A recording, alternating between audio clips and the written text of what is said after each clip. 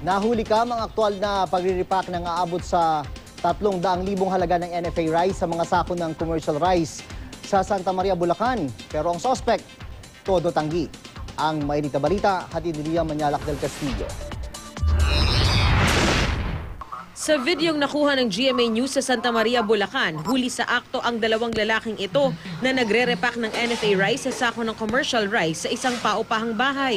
Hawak na ng pulisya ang dalawa pero mariin nilang itinanggi ang paratang.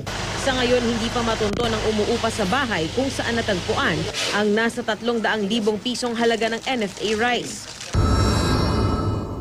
Makalipas ang mahigit isang linggong paghahanap, natagpuan na ng pulisya ang 14 anyos na dalagitang nawala sa Bauco Mountain Province.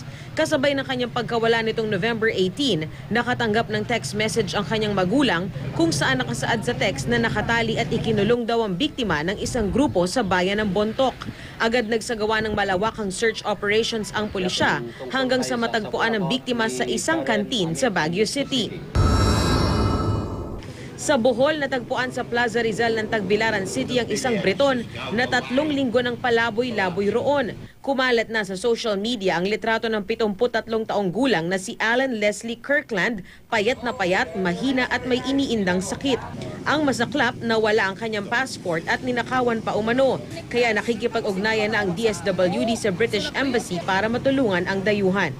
Liam Manyalak del Castillo, GMA News.